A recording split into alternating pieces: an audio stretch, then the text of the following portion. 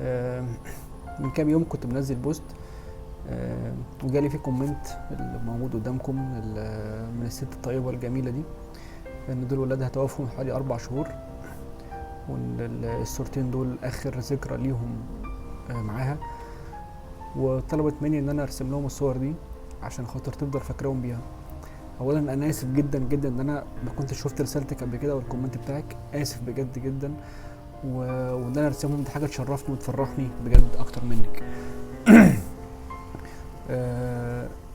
اتمنى ان الرسومات باذن الله تكون تفرحك وتهون عليكي وتصبرك وتفكرك بيهم، حتى لو كانت بحاجه صغيره، وربنا يا رب يصبرك على فراقهم يا رب ان شاء الله. هم اكيد اكيد باذن الله في الجنه، وربنا يربط على قلبك يا رب، وتعيشوا وتفتكريهم دايما بكل خير وبكل حب. وتاني مره يا رب الرسومات تعجبك ان شاء الله. انا قلت اعملهم لك في فيديو مش في مجرد صوره او بوست عادي، عشان خاطر تفضلي شايفه الفيديو وشايفه خطوات قدامك وهما بيترسموا، ويفضل الفيديو موجود طول الوقت، تشوفيه وتفتكريهم على طول بيه طول الوقت، وحاجه تصبرك يا رب. انا عارف طبعا مش حاجه تصبر فقدان الابن او البنت، بس يا رب دي حاجه صغيره، وان شاء الله باذن الله تفرحك وتهون عليك باذن الله ان شاء الله يا رب. هسيبك مع رسومات ويا رب تعجبك ان شاء الله باذن الله، وتنبسط بيهم باذن الله.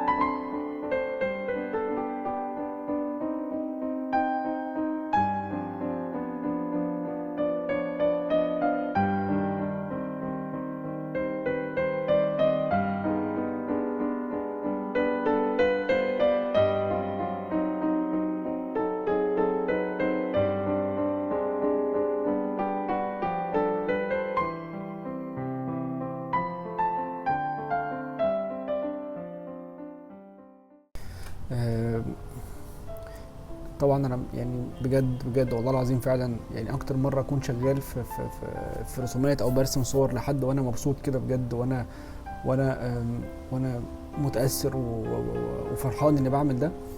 يا رب يكونوا عجبوكي الرسومات يا رب ان شاء الله باذن الله. وزي ما قلت لك كلنا في مكانك، وانا هبعتهم لغايه عندك ان شاء الله.